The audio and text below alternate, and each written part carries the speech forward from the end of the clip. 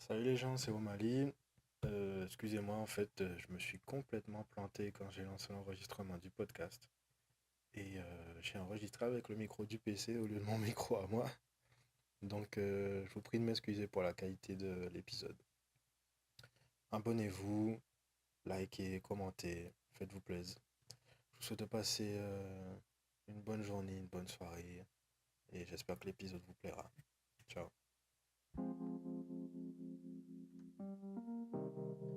Salut les gens, Omali.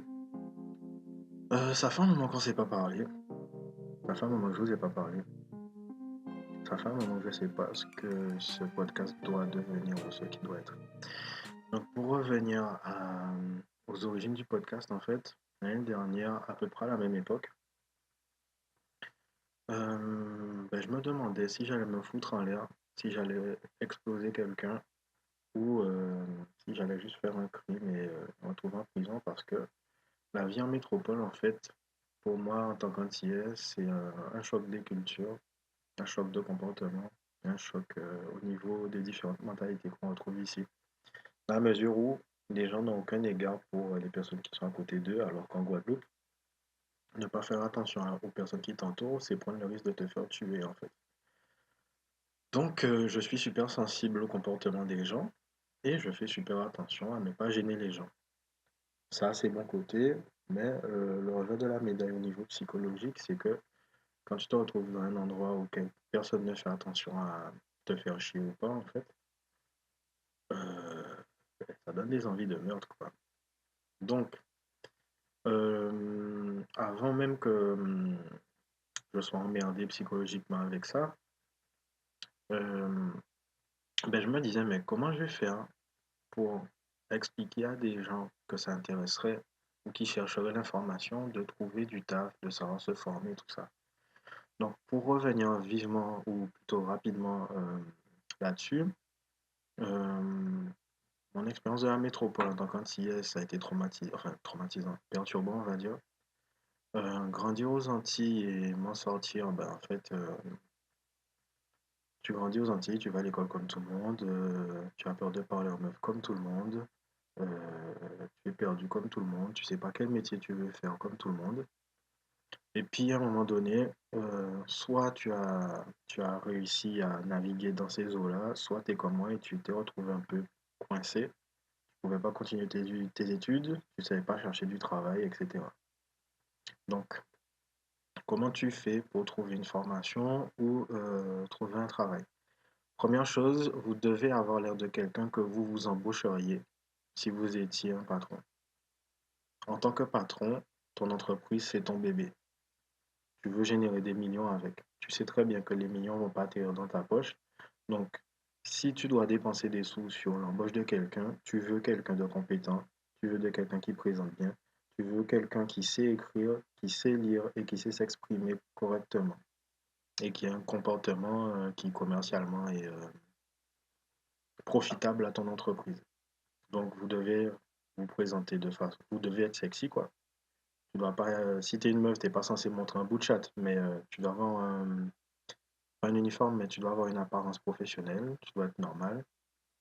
Tu dois savoir écrire une lettre de motivation et un CV présentable. On aurait tendance à penser qu'un CV, ça doit être strict et formel et tout ça. En vrai, un CV, ça doit montrer un peu de créativité, ça doit être présentable aussi. Ça doit sortir de l'ordinaire. Donc, péter les cadres naturels, enfin, classiques, en fait, au lieu de faire des traits, des trucs comme ça, essayer de faire un CV sous forme de tableau sexy. Et de toute façon, pour toutes ces informations-là, pour savoir comment faire et tout, Google est votre ami. Comment faire un CV, comment rédiger une lettre de motivation. Quelles sont les questions posées pendant un entretien? Vous préparez votre entretien, vous préparez le sujet sur lequel, par exemple, si c'est en informatique, il faut vous intéresser à l'entreprise et savoir quelle est son activité. Si vous connaissez l'activité de l'entreprise, vous savez quel type de questions vont vous être posées, donc vous pouvez vous préparer. C'est con, mais il faut juste y penser, il faut le faire. En dehors de ça, chercher de l'emploi. En vrai, pratiquement, il faudrait dédier 1 heure ou deux à ça tous les jours, puisque postuler tout d'un coup, ça va pas le faire et ça va vous faire chier. Vous cherchez pendant 1 heure ou deux quelques entreprises autour de vous où vous allez pouvoir postuler et puis vous élargissez le cercle jusqu'à ce que vous ayez épuisé le truc. Comment vous cherchez les entreprises? Il y a Compass, société.com, etc. En dehors de ça, faut faire un petit peu de recherche sur l'entreprise pour savoir si le cadre vous conviendrait, si l'entreprise vous conviendrait. Euh, quel genre de recherche vous allez faire? C'est savoir quelle est l'activité de l'entreprise. Chercher sur Internet s'il y a eu des articles écrits sur l'entreprise, s'ils ont été récompensés pour le prix de le produit le plus innovant ou le truc comme ça. Comme ça, vous savez si c'est une entreprise qui se porte bien ou pas, etc., etc. Et ensuite, chercher de l'emploi. Enfin, c'est pas vraiment l'emploi. Vous avez attiré l'attention d'une entreprise qui vous a recontacté. Comment vous faites maintenant que vous avez une réponse et un rendez-vous? Vous préparez le rendez-vous, les questions, tout ça. Et puis, il ne faut pas que ce soit dans un seul sens aussi. Il faut que vous ayez quelques questions à poser à l'entreprise. Si vous êtes en rendez-vous directement avec le dirigeant de l'entreprise, pourquoi pas lui demander comment on fait pour transformer une idée en entreprise et comment vous avez fait pour avoir cette idée-là. Ça ouvre des conversations plutôt que ce soit un interrogatoire, c'est plus convivial et ça montre à la personne que vous êtes un être humain, que vous intéressez à son entreprise et que vous êtes assez à l'aise dans votre peau et dans la situation pour poser des questions vous aussi. Moi, un truc en tant qu'antillais que j'ai dû apprendre, c'est que de par ma formation en dehors de l'école, c'est-à-dire dans la rue, euh, en tant qu'homme, j'avais toujours le visage fermé, tendu. euh, je rigole que s'il y a quelque chose de drôle et je souris que si je suis en face de quelqu'un que j'aime. Et du coup, on m'a expliqué à plusieurs reprises que je suis une personne qui n'est pas avenante. Vous voulez trouver un emploi. Si vous n'arrivez pas à sourire pour que dalle, créez une situation où vous serez à l'aise pour sourire. Faites une blague à 2 francs. Évitez les blagues sexistes, évitez les blagues racistes, évitez les blagues qui vont vous mettre dans une position euh, qui va vous faire rater votre entretien. Tout simplement. C'est con à dire, mais bon, pour les plus cons d'entre vous, ce sera dit. Bon, après, je sais pas si je vais continuer à faire des podcasts en français ou en créole ou quoi. En fonction du feeling, j'en parlerai. Maintenant, je me rends compte que juste parler de l'emploi et de s'en sortir tout, ça va pas le faire. Et j'ai plein de sujets à aborder.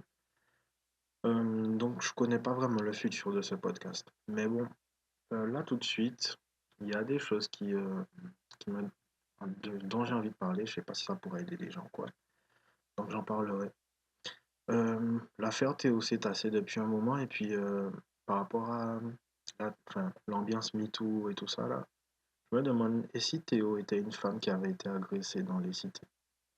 Si Théo, euh, c'était Théa, et si Théa euh, avait été contrôlée avec ses amis, que Théa avait dit ou fait quelque chose, et que la police avait décidé de lui ranger une matraque dans le cul, est-ce que l'affaire aurait été traitée différemment? Moi, je pense que oui. Je pense pas qu'ils auraient demandé au médecin d'expliquer ce qui constitue un viol ou pas. Apparemment, on essaie d'expliquer aux gens que Théo n'a pas été violé dans la mesure où ce ne serait pas l'insertion de la matraque dans son cul qui lui aurait déchiré le cul, ce serait l'impact de la matraque dans son cul qui aurait déchiré son cul. Alors bon, moi je pense que quand on est dans des considérations pareilles, c'est que la justice est un afterthought. Je sais pas comment on dit ça en français. C'est quelque chose qui est au second plan, quoi. On n'a rien à foutre de rendre justice ou quoi. On essaie juste de réduire la peine de la personne qui a pété le cul du gars. Et puis, vite, vite, on va désigner un coupable. Et puis, les 2 autres policiers ou les 3 autres policiers qui étaient avec la personne qui a fait ça, eux, ils sont pas mis en cause. Eux, ils sont totalement choqués. Ils soutiennent pas du tout. Mais frère, si tu soutenais pas du tout le comportement de ton collègue, tu aurais empêché ton collègue de ranger une matraque dans le cul d'un mec. Le truc est passé au-delà d'un pantalon, au-delà d'un sous-vêtement et au-delà de, de l'anus du sphincter du gars, quoi. Le truc est censé être hermétique, quoi. Et on essaie de te faire comprendre que c'est un accident. Comment une matraque a fait pour pénétrer l'anus de quelqu'un? Et c'est un accident. Moi, j'ai pas de réponse, mais j'ai tellement de questions. Il y a tellement de trucs qui n'ont pas de sens dans l'actualité. Enfin bref. Euh, et justement, je me demande comment le peuple, comment les Français ne manifestent pas contre ce qu'on entend dans les médias. Là, par exemple, il y a le truc des gilets jaunes. On essaie de nous faire comprendre que le mouvement des gilets jaunes, c'est pas les Français qui se lèvent contre des abus du gouvernement, en fait. On fait passer des lois pour réduire les dépenses des gens qui sont ministres, des grandes entreprises et tout ça. On augmente les taxes pour les gens avec les petits salaires. On te fait comprendre que le soulèvement des gens avec les gilets jaunes, c'est un mouvement d'extrême droite sponsorisé par le Front National, etc., etc. Et puis bon, comme c'est une marque déposée maintenant, c'est l'axe du mal en fait, le Front National. Et je suis noir, hein, je dis ça, hein. Le Front National, c'est pas l'axe du mal en France, faut arrêter les conneries, quoi. Les mecs, ils ont des idées qui ont changé depuis un moment. Ils sont plus sur fouter les. Enfin, moi, j'ai jamais entendu fouter les étrangers dehors, mais c'est- bref, quelle que soit leur politique passée, les mecs sont pas à l'origine du mouvement des Gilets jaunes, faut arrêter les conneries, quoi. Et il y a certainement des gens qui croient que ce que TF1 dit ou France 2 dit, c'est la loi.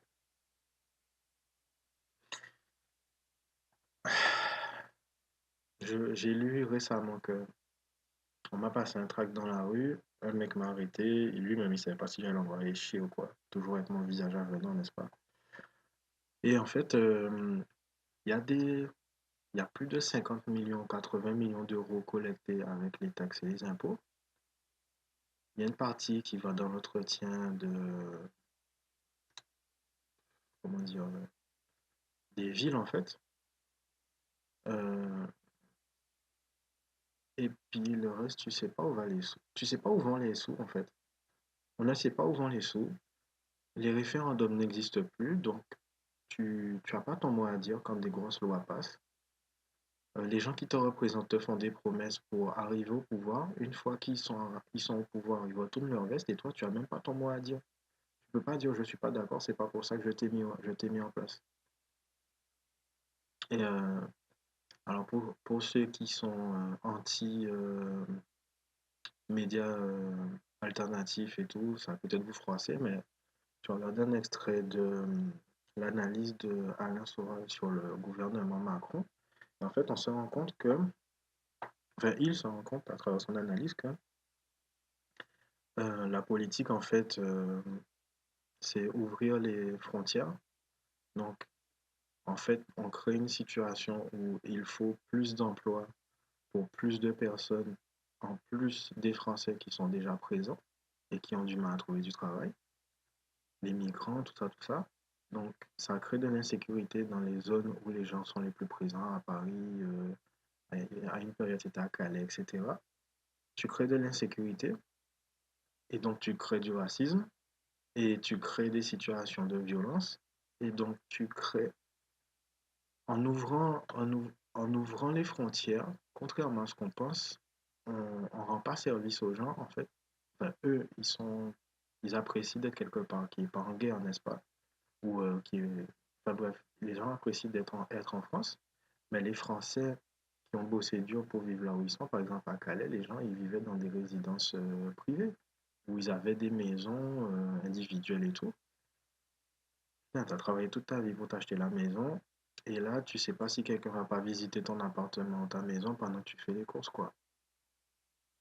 Et ça fait peur. Et en plus, t'es blanc. Les blancs de base ont peur des noirs pour un oui, pour un non. Putain, là, c'est super chaud, quoi. Donc tu crées du racisme là où il y en avait peut-être pas, de l'insécurité. de la criminalité. Je dis pas que fermer les frontières, c'est une solution, mais il y a certainement autre chose à faire, quoi. Euh, pour revenir sur le truc de départ, si un Français a déjà du mal à trouver une formation ou un emploi, comment tu vas faire avec un migrant?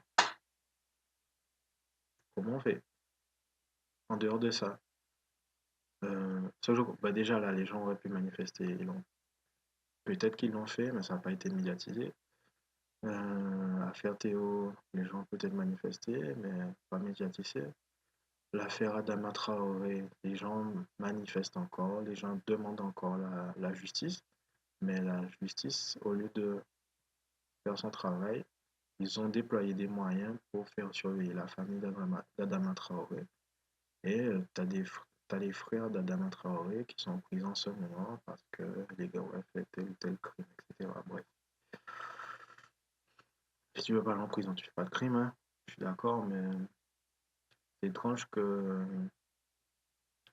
c'est étrange que cette famille a été surveillée de près, alors que les criminels fichés S sont souvent perdus de vue et ont souvent suffisamment de liberté pour préparer un attentat en France, quoi. Les gens pas manifester pour ce deux poids deux mesures là. Euh, la France est dans un état assez inquiétant. Mais bon, je suis pas activiste, je suis pas à fond dans la politique et en vrai j'ai que des questions, pas de solutions. Euh, alors pour continuer avec les trucs déprimants, la mort de Stanley, c'est assez, c'est assez important parce que c'est carrément important en fait. Puisque ce mec-là a, a une importance dans la mesure où ce mec-là a redéfini la mythologie dans le sens où on l'entend. Dans la mythologie grecque, égyptienne, nordique et tout. Ce mec-là, en fait, les mythologies modernes, ce sont les super-héros et les bandes dessinées. Ce mec-là, il a bossé chez DC et Marvel. DC, ils avaient la culture des dieux parfaits, montés sur la commode. Euh, Jack, Jack Kirby, il a essayé de faire quelque chose d'intéressant avec Batman. Et on s'est vite rendu compte que Batman était plus intéressant que Superman, puisque, comme son nom l'indique, le gars il est super. Aucune faiblesse, aucune faille. Le gars il avait une collection de super pouvoirs, alors qu'en général, les super-héros en avaient qu'un. Euh, et puis arrive Stanley, scénariste, bien sûr, c'est pas lui qui dessinait quoi que ce soit. Mais Stanley, il a vu et il a fait. Il a dit, bon les gars, on a déjà vu ça. Qu'est-ce qu'on peut faire de nouveau? Marvel a dit ta gueule. Tu continues de nous faire les super-héros comme d'habitude. Stanley dit ok. Il fait les super-héros comme d'habitude et puis Spider-Man. Ouais, mais c'est pas un bon super-héros. Les gens ont peur des araignées. Bref, les gens réfléchissaient différemment dans les années 20, 50, je sais plus trop quand. Ou même 60, je me rappelle plus trop la chronologie de Spider-Man. Je suis pas historien de toute façon. Bref, Stanley dit, bon frère, moi je veux faire Spider-Man, je vais faire Spider-Man. Euh, ouais, ça va être un genou. Ah, mais d'habitude ce sont des adultes, mais là ça va être un genou. Ok. Et comment on va faire pour que ce soit intéressant? C'est un dieu qui lui a donné le pouvoir, c'est un dieu lui-même. Non, araignée mutante. Ok, bon. Euh, ok, donc c'est un teenager avec des super pouvoirs. Ouais. Et il va sauver le monde? Non. Il va sauver New York. Il va sauver que New York. Il va sauver que New York. Bon, c'est petit comme dimension quand même. Ouais, mais là où ça va être intéressant, c'est qu'on va avoir un héros qui va mener une double vie. Et les doubles vies vont générer des choix à faire. très difficile pour le héros. Et c'est ce qui va faire, c'est ce qui va être la cause de tous les drames, c'est ce qui va être ceci, c'est ce qui va être cela. Ça va jamais marcher. Ah, ça va jamais marcher. Bon, ben, ça coûte rien alors si on essaie. Fais tes affaires. Fais tes affaires. Stanley fait le premier numéro de Spider-Man. Spider-Man, comme tu veux. Et c'est le comic book qui se vend le plus. Tu t'en souviens, tu sais, l'idée que j'aimais bien de Spider-Man. Continue comme ça. Stanley était révolutionnaire dans la mesure où le gars, il savait reconnaître que quelque chose devenait une mode et que tout le monde allait le faire. Et il savait créer une histoire différente et il savait prendre les gens à contre-courant. Les premiers Avengers, c'était les 4 fantastiques, créer la dynamique d'une famille, machin. Bref, Stanley à l'origine de beaucoup d'héros de la mythologie moderne, en fait, des super-héros. Et le mec est responsable pour le divertissement majeur dont on profite chaque année. Puisqu'en vrai, Hollywood est à court d'idées pour faire des films. Et quand ils ont des bonnes idées, ils font pas des films, ils font des séries télé. Donc maintenant, le gros divertissement quand on va voir un film au cinéma, c'est le film de super-héros.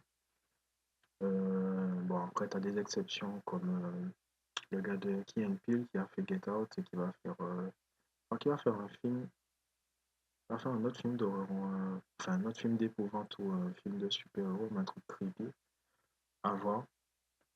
Et donc, la mort de Stanley, c'est important parce qu'en fait, depuis Stanley, euh, les scénaristes qui ont fait des histoires marquantes dans les bandes dessinées, en fait, ils ont tous été publiés chez un des protégés de Stanley, comment il s'appelle?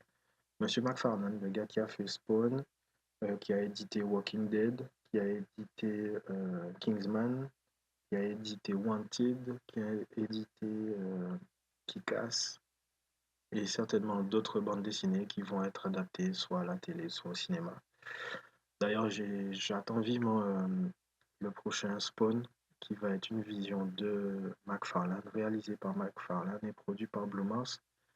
Ceux qui ont fait Saw, ceux qui ont fait Conjuring, ceux qui ont fait Get Out et autres films d'horreur à succès récent. Ah oui, ils ont aussi produit le dernier Halloween. D'ailleurs, il faut que je voir ça, sinon. Voilà, voilà. Sinon, Pokémon Détective Pikachu, il y a beaucoup de gens qui pensent que ça va être pourri. Moi, je pense que ça va être c'est une bonne surprise parce que enfin pas la bande dessinée, la bande annonce a l'air plutôt bien. Pokémon Detective Pikachu, c'est un jeu qui est sorti sur DS, qui est passé plutôt inaperçu et qui a pris un rencontre courant parce que personne ne s'attendait à avoir un Pikachu avec une voix grave ou un Pikachu qui parle carrément. Et là, faire une histoire dans l'univers Pokémon, mais sur quelque chose de totalement différent des jeux vidéo et RPG, c'est une bonne idée dans la mesure où faire une adaptation des RPG, ça va être débile. Ça va être comme faire l'histoire origine de Spider-Man à chaque fois. Ça va être chiant au bout d'un moment. Donc faire des histoires, des petites histoires encapsulées dans le monde Pokémon, moi je pense que c'est une bonne chose en plus. Il semblerait que ça soit une comédie détective, ça va être fun. Enfin, ça va être un thriller comique, je pense. Mais avoir Ryan Reynolds qui fait de l'humour dans la peau de Pikachu, moi je pense que ça va être vraiment, vraiment, vraiment. Voilà, voilà. Sinon, qu'est-ce qui m'a touché récemment? Qu'est-ce qui vaut la peine d'être discuté aujourd'hui? Qu'est-ce qui vaut la peine que je parle longtemps aujourd'hui? Le dernier album d'Architects. Ah oui, pour ceux qui étaient pas au courant. J'ai fait beaucoup de musique avec Eddington dans l'underground antillais, dans l'hip-hop underground antillais. Mais ma source d'inspiration principale, c'est le rap américain et de façon plus importante, le métal et les sous-genres de métal hardcore, enfin accordé très bas, mais un peu entre l'Angleterre et l'Amérique en fait. Et le groupe Architects, pour ceux qui ne connaissent pas, c'est un groupe de métal progressif on pourra dire metalcore même, anglais, qui, qui a sorti des albums depuis un bon moment, qui ont vraiment eu un break quand ils ont sorti Lost Forever, Lost Together, et peut-être que je me trompe sur le titre, Naysayer, etc. Ils ont fait cet album-là, ensuite ils ont fait le dernier album avec Tom, dont j'oublie le nom, fuck. Et ils ont sorti un album après la mort de Tom, euh, Holy Hell, qui est puissant. Lorsque j'ai écouté l'album la première fois, j'ai écrit un truc qui m'a impressionné parce que c'est sexy, et c'est moi qui l'ai écrit.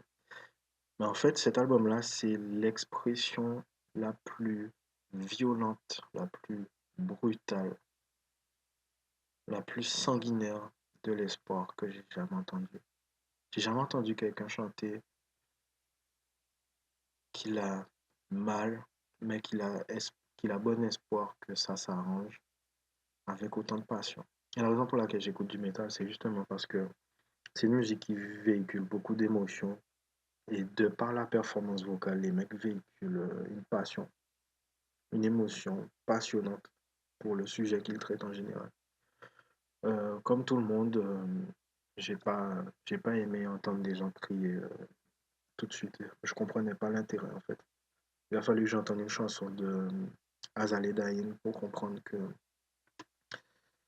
le cri en fait il n'était pas gratuit. Et quand on cherche les paroles, on comprend pourquoi les gens crient leurs paroles sur un instrumental métal.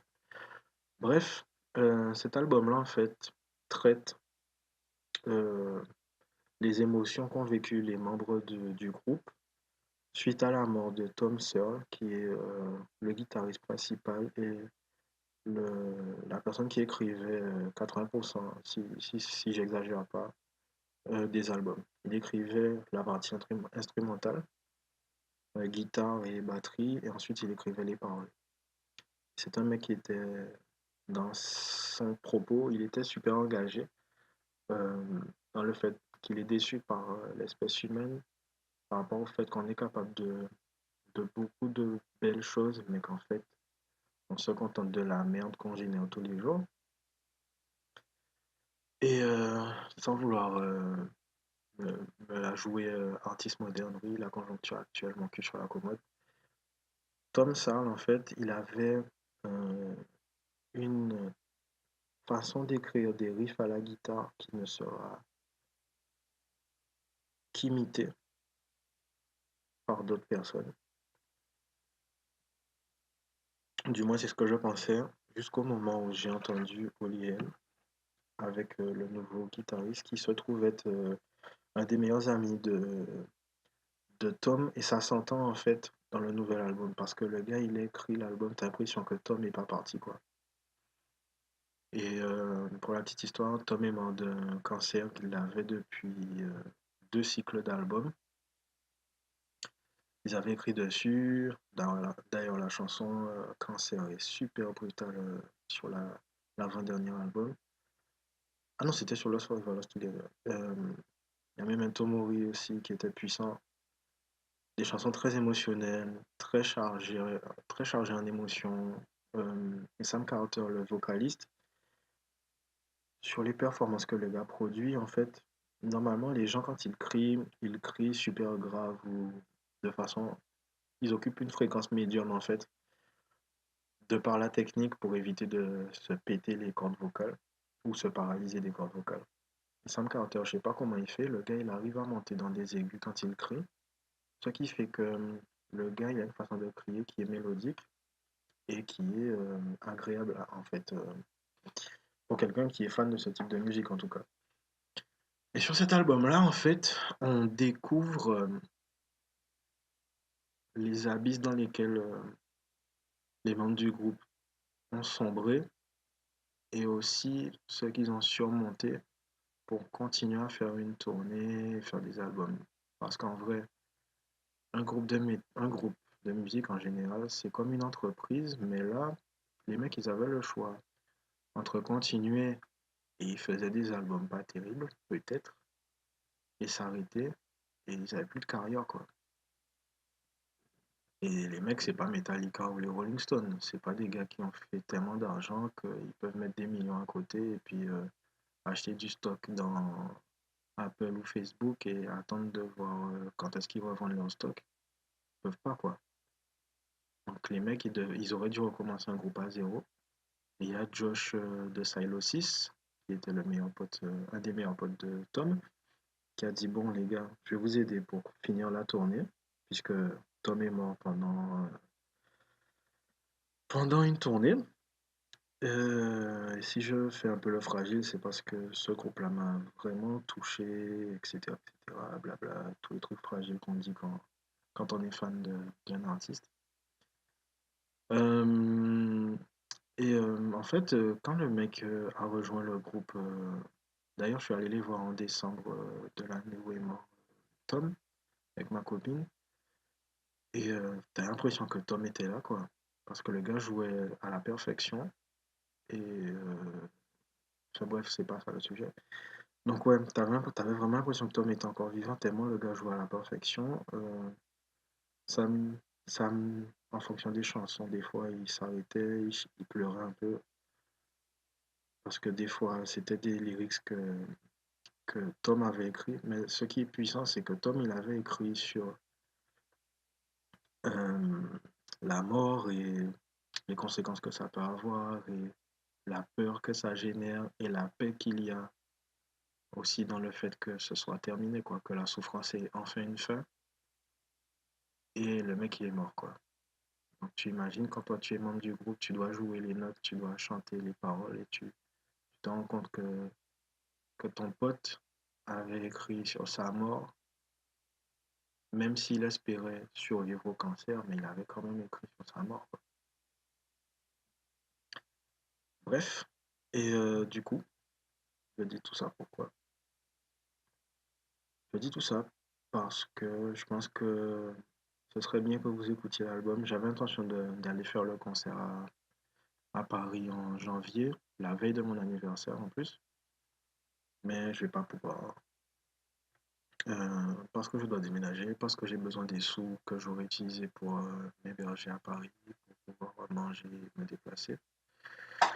Et aussi parce que, fait surtout parce que je dois déménager, je vis dans un endroit qui est pas insalubre, mais je peux faire mieux, quoi. On vit quelque part où le propriétaire est insupportable, menace de nous faire chier tout le temps, de nous envoyer la loi, etc. Donc pour ces raisons-là, je dois tailler et je sacrifie un plaisir qui de toute façon sera renouvelable, puisque les gars ils vont pas faire une seule tournée, ils vont pas faire un seul passage en France. Euh, et en dehors de la musique, mes deux grandes passions en fait, c'est la musique et le jeu vidéo pour ceux qui ne savaient pas. Et Red Dead Redemption 2 est sorti un peu avant ou un peu après l'album d'Architects. Et je l'ai fini récemment. J'ai pu le finir parce que ma copine est à l'hôpital pour une opération sur une tumeur de plus qui se forme dans son corps. Et peut-être qu'elle voudrait pas que ça se sache. Mais bon, ma copine est menacée d'avoir un cancer d'un moment à l'autre. Bref. Donc bon, entre deux visites à l'hôpital, puisqu'elle est à l'hôpital en ce moment, ben, je jouais à Red Dead Redemption, je l'ai terminé. Et je pense que ça va être difficile de jouer à autre chose que Red Dead Redemption 2 pendant un bon moment. Ah, je crois qu'elle est en train de se discuter là. Ma foi. Ça va être difficile de jouer à autre chose que Red Dead Redemption 2 pendant un moment parce que le monde ouvert de ce jeu est peuplé. Les événements random qu'il y a dedans sont meaningful. Je sais pas comment dire ça en français. Ils ont un but, ils sont importants, ils sont mémorables à plus d'un titre. Et l'histoire du jeu elle-même, puisque moi, souvent, j'ai ce débat-là avec Scoffer. Je sais pas si. Non, je vois Scoffer sur le podcast un jour. Mon Scoffer et moi avons souvent des conversations passionnées en fait et passionnantes sur les jeux vidéo. Je vous avouerai que cette année, j'ai pris des claques au niveau jeux vidéo. God of War, Spider-Man, Horizon Zero Dawn était bien, mais je m'en battais un peu les couilles quand même. Mais God of War, c'est puissant. Spider-Man, c'est franchement, techniquement, je me demande combien de temps les gars ont passé à développer le jeu. Comment ils ont fait pour que le jeu reste un projet secret aussi longtemps. Euh, et finalement, ils ont bien magouillé Marvel et Sony parce que en même temps que sortait, enfin, une semaine ou un mois après la sortie de Spider-Man sur PS4, on avait Spider-Man Enter the Spider-Verse ou Into the Spider-Verse, c'est un nom débile en français en plus. New Génération. Putain, les gars, ils ont pris un titre en anglais et ils l'ont traduit en un autre titre en anglais moins bien. Bref. Euh, ouais, Red Dead Redemption au niveau jeu, au niveau gameplay, on a déjà vu ça. On a déjà vu du tir à la troisième personne. Mais pas comme ça. Enfin, précédemment, tu avais l'exemple de Red Dead Redemption 1. Mais là, c'est putain de puissant, quoi. En dehors de ça, l'histoire est géniale. On apprend les origines de John Marston. On apprend qui était Dutch avant Red Dead Redemption le premier, ou plutôt après Red Dead Redemption 2 finalement. Red Dead Redemption 2 finalement. Dutch est quelqu'un de charmant. Je vais pas faire de spoiler, mais Dutch est quelqu'un de charmant qui, qui s'est perdu en fait dans qui il voulait qu'on pense qu'il est, je pense. Euh, après, il y a l'histoire, il y a les quêtes parallèles, il y a les activités qu'on peut faire. La chasse, c'est... moi, je pensais que ça allait être une corvée, que ça allait être chiant, mais c'est fun. Chasser, aller à la pêche, chasser du gibier, chasser des bêtes sauvages pour améliorer ou faire des vêtements spéciaux. Moi, je trouve que c'est bon. Ça peut être sympa pour les gens qui s'intéressent. Moi, je m'en battais les couilles méchamment, quoi. Et l'histoire, en fait, c'est vraiment ce qui m'a plu dans le jeu. Et j'ai pas été déçu. Écoute, bon, ouais, je vais pas faire de spoiler. Mais j'ai pas été déçu. C'est un putain de jeu, techniquement parlant. Ça m'a fait prendre conscience d'un truc, c'est que, bon, après, moi, j'ai une PlayStation 4 normale. J'ai pas une PlayStation 4 Pro. J'ai pas d'écran super sexy, dernière génération, IPS, LED avec du noir qui ressemble à de l'encre et tout. J'ai pas ça. Par contre, avec ma télé de merde et ma PlayStation 4 première génération, euh, moi, visuellement, j'ai pris une claque. La, la lumière volumétrique, pour une fois dans un jeu vidéo, est réellement volumétrique. Quand tu es ébloui par... ton personnage est ébloui par la lumière dans le jeu, toi qui tiens la manette, tu es également ébloui dans le jeu. C'est hallucinant, quoi. Ça m'a fait prendre conscience d'un truc, c'est que les jeux vidéo PC, en fait, ils sont à la traîne parce que les développeurs de jeux, ils se disent, bon frère, je peux développer que pour PC, mais je vais pas toucher autant d'argent que si je développais pour les consoles et que j'adaptais sur PC. Donc ce qui fait que les jeux sur PC sont plus sexy que sur console, c'est parce que tu peux pousser le jeu à fond, mais en vrai, ce qui se passe, c'est que les mecs, ils font des jeux euh, puissants, et en fait, ils adaptent leur jeu, en fait, pour les consoles.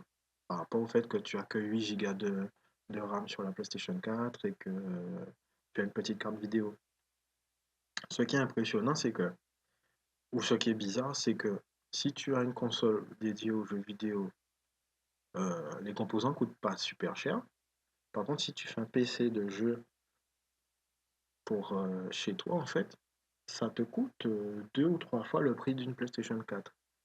Du coup, je me suis demandé pourquoi, en fait. Mais je pense pas que j'aurai de réponse. Je pense que les gars, ils font des économies, ou plutôt, en vendant en masse pour Sony. Par exemple, AMD, ils ont fait des cartes Jaguar montées sur la commode, je sais plus quoi. Et en vendant en masse pour Sony, je pense que les gens font un chiffre d'affaires qui, euh, équivaut un peu au montage d'un PC en vendant les pièces une par une, en vendant les puces une par une aux consommateurs. Je sais pas exactement. Bref, tout ça pour dire quoi? Je me rends compte qu'en fait, les jeux sur PC sont pas beaucoup plus sexy que les jeux de console, tout simplement parce que les jeux sont d'abord faits pour les consoles et ensuite adaptés sur PC. Et justifie le fait que le truc soit porté sur PC en poussant les graphismes à fond avec Unreal Engine et les autres technologies qu'ils développent pour la modélisation de l'eau, le comportement de l'eau, des poussières, des particules et tout ça. Voilà. Enfin bon, j'ai pas grand-chose à dire. J'ai vraiment vidé mon sac, je pense. Euh, ouais. Donc mes recommandations, écoutez Holy Hell de Architects et écoutez les albums précédents aussi, hein. Et puis Archi- pas Architects, Red Dead Redemption 2, c'est vraiment le jeu à acheter, le jeu auquel il faut jouer. C'est impressionnant ce que les gars ont réussi à accomplir. C'est impressionnant l'histoire qu'ils ont réussi à écrire. C'est impressionnant les dialogues que les personnages ont entre eux. C'est impressionnant les interactions que l'on peut avoir dans le jeu. C'est impressionnant à quel point euh, les changements de comportement de certains personnages m'ont touché. La mort d'autres personnages m'ont brisé. euh, les trahisons et tout ça. C'est impressionnant comment on peut s'attacher aux gens alors que ce sont des personnages virtuels et avoir le cœur brisé quand ils sont perdus, morts ou qui s'en vont tout simplement.